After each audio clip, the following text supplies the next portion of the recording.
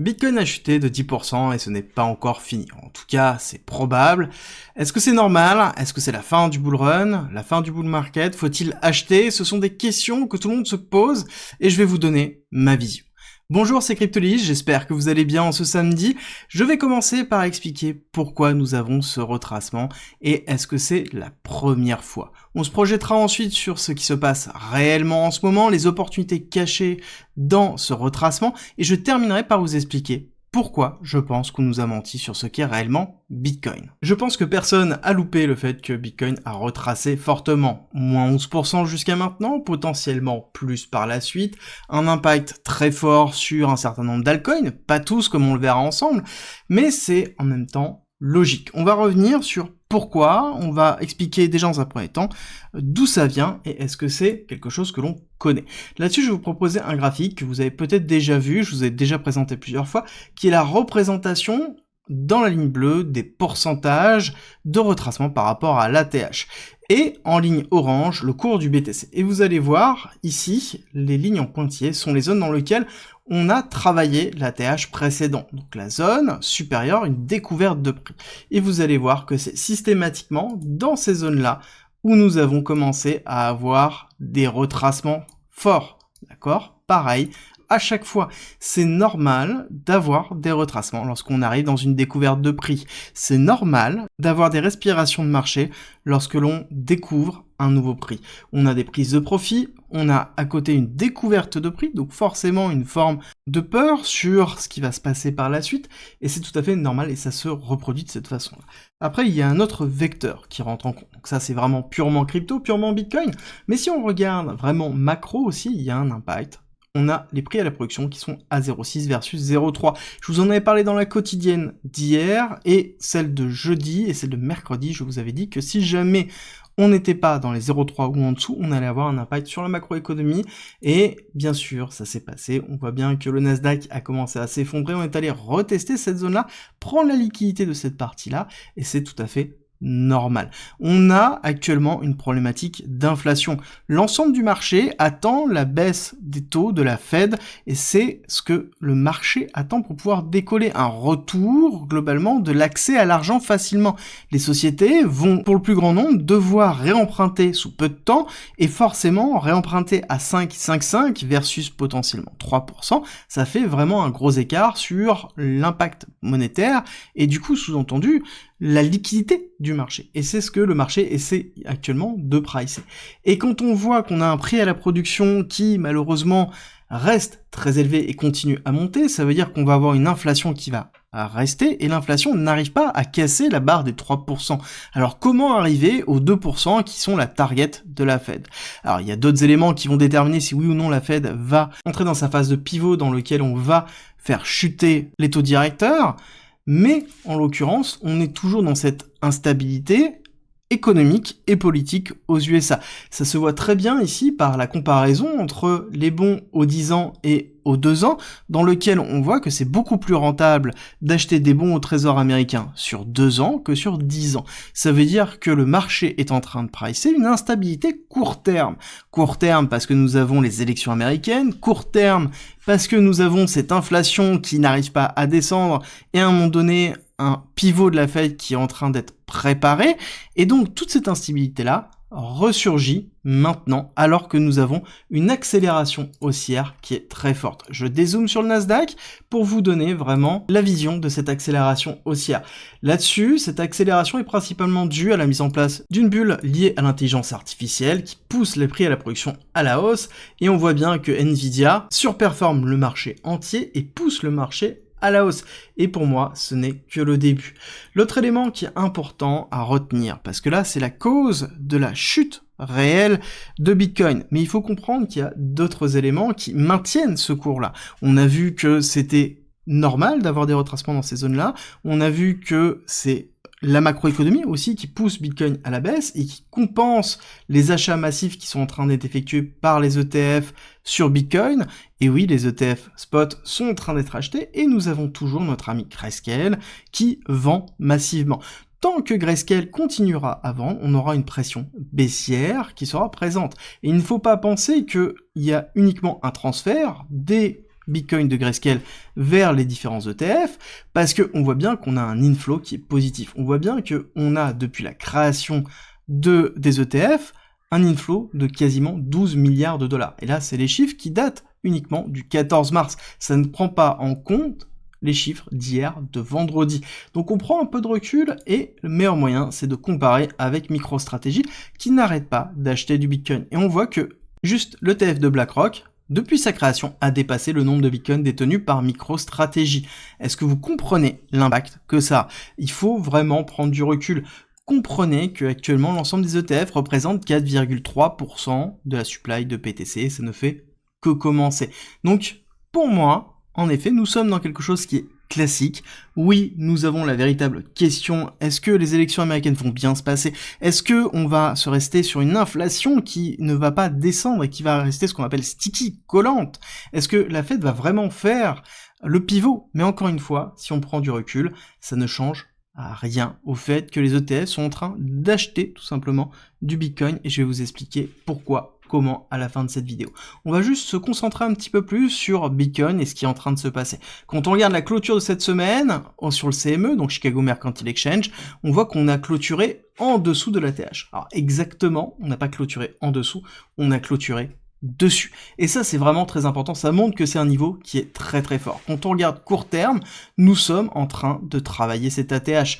Si on regarde ici cette petite ligne en pointillé et qu'on dézoome et qu'on va regarder où est-ce qu'elle prend son origine, vous allez vite comprendre que nous sommes en fait en train de retravailler cette partie-là. Nous sommes en train de retravailler vraiment l'ATH de 2021. C'est normal d'avoir en fait une consolidation ici, d'avoir un retracement ici, d'avoir une prise de profit ici, d'avoir une respiration de marché ici. Peu importe comment vous l'appelez, c'est tout à fait normal. Et techniquement, on voit que on a quelque chose qui est très rythmé, qui est rythmé systématiquement par ici, impulsion baissière, retracement, impulsion baissière, retracement, et on peut espérer encore une nouvelle impulsion baissière, dans lequel, quand on se projette, on voit que cette nouvelle impulsion baissière qui pourrait commencer maintenant, quand on prend avec son retracement sur cette extension de Fibonacci, on voit qu'on a encore une fois une nouvelle concordance dans notre order block de notre extension de 1,618 dans les alentours de 63 800.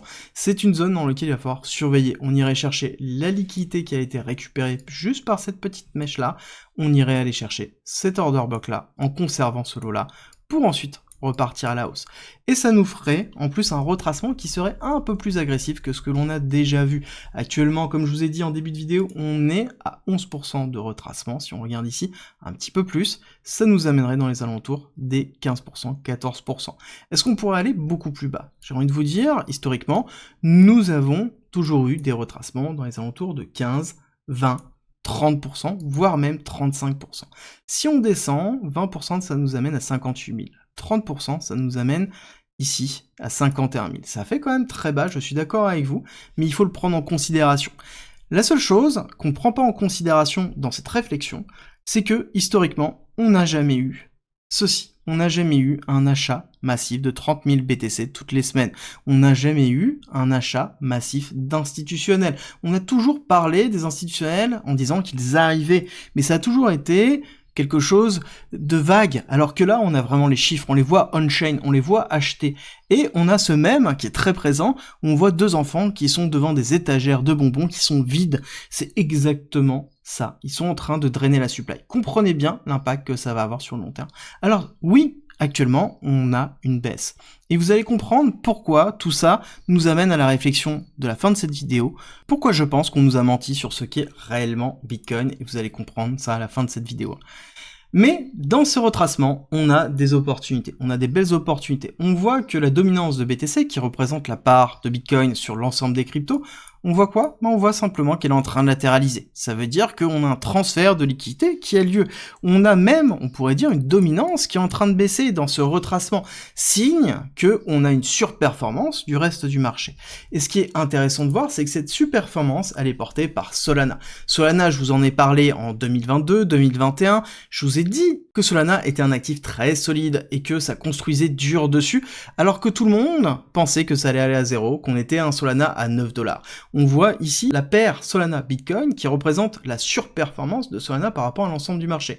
Et c'est d'autant plus fort quand on regarde Solana sur Ethereum, où on se rapproche vraiment d'une surperformance totale, dans lequel on casserait, en fait, tout simplement, le niveau le plus haut qu'on a eu en 2021 et 2022. Et ça, c'est vraiment une preuve que Solana est bien plus que simplement un projet marketing, qu'il y a bien des éléments qui sont en train de pousser, et on voit que au moment où Bitcoin est en train de s'effondrer, que Ethereum suit Bitcoin, Solana surperforme le marché, et il n'y a pas que Solana. Quand on regarde un petit peu les surperformances, on voit quoi? On voit les projets majoritairement de Solana, dont Jupiter. Et ce qui est intéressant de voir, c'est que Jupiter, notamment dans le groupe privé, j'avais annoncé que je m'exposais dessus parce que j'avais envie de m'exposer sur le protocole Solana et sur l'écosystème Solana. Je suis depuis longtemps en train de chercher des pépites sur Solana parce que justement, c'est un écosystème qui est très fort.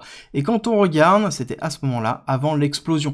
Pareil, sur toujours le groupe privé, nous avons annoncé GHX, dans cette zone-là, avant son explosion. Et ça, c'est juste des exemples. Encore une fois, dans un bull market, il y a toujours des opportunités, il y en aura toujours, il faut juste savoir faire une rotation de capital. Et même dans les phases où on a des retracements, il y aura toujours des cryptos qui vont éclater, et d'où l'intérêt de pouvoir se préparer. Si vous voulez en savoir plus, c'est en commentaire et en description.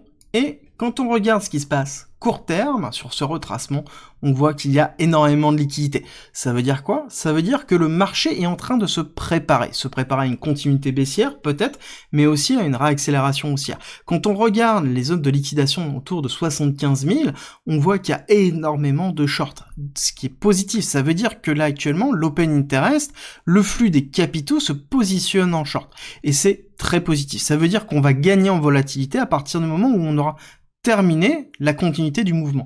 Les véritables questions, personnellement, que je me pose, c'est court terme. Est-ce qu'on va se mettre en place sur une réaccumulation? Ici, quelque chose qui va être comme ça, avec une prise de liquidité qui se terminera dans les alentours des 64 000 $ pour ensuite repartir et faire un short squeeze, et utiliser la liquidité des shorters pour pouvoir réaccélérer. Mais encore une fois, c'est quelque chose où il faut juste tout simplement prendre du recul. Je vous rappelle que depuis la création des ETF, il y a eu 12 milliards de dollars qui sont rentrés sur le marché.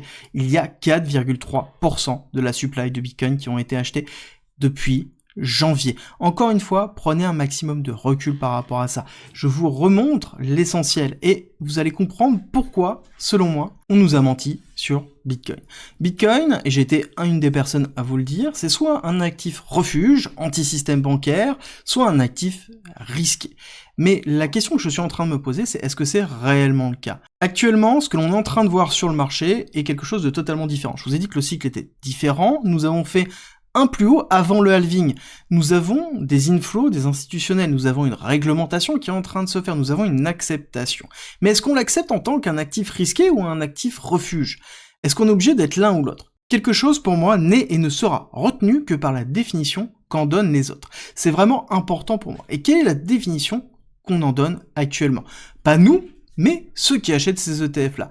Peu importe que vous avez fait une solution monétaire décentralisée, ce qui est historiquement Bitcoin, création de Satoshi Nakamoto, ce qui restera in fine, c'est peut-être un actif noyé parmi des milliers d'autres dans un ETF acheté automatiquement par Madame Michu, Kevin dans son garage ou encore Jean-Jacques de Fugini dans son palace, car c'est devenu la norme. L'idéal, l'idée derrière sera totalement effacée. Ce qui restera, ce sera un Bitcoin qui sera à terme juste ni un actif risqué, ni une valeur refuge, mais plutôt un actif classifié comme étant technologique dans un ETF, parce qu'il fait bon de pouvoir l'avoir et dans lequel on aura des achats qui seront effectués sous une forme de DCA, parce que il est normal d'avoir 1, 2, 3, 4, 5% de Bitcoin dans son portefeuille, comme il est normal d'avoir de l'or, comme il est normal d'avoir des valeurs technologiques. En fait, la construction du portefeuille n'est pas un choix, mais plutôt une forme de norme par rapport à une école, et la question est, est-ce que les crypto-monnaies vont rentrer dans cette école-là? Et pour moi, il est fort probable que ça se termine comme ça. Est-ce que c'est quelque chose de positif ou de négatif? Tout est une question d'idéologie, mais ce qui est important à comprendre, c'est que si c'est le cas, ça veut dire que les inflows, l'augmentation des capitaux à travers Bitcoin et à travers les crypto-monnaies ne fait que commencer et qu'il faut encore prendre du recul. Nous sommes qu'ici. Nous sommes qu'ici. Nous sommes qu'ici, encore une fois. Il y a eu plusieurs cycles À chaque fois, les cycles sont différents et ont des particularités.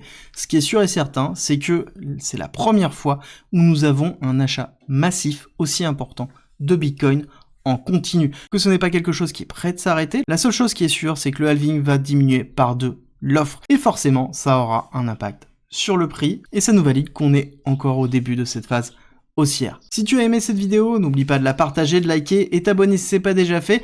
Et nous, on se retrouve très vite pour une nouvelle vidéo.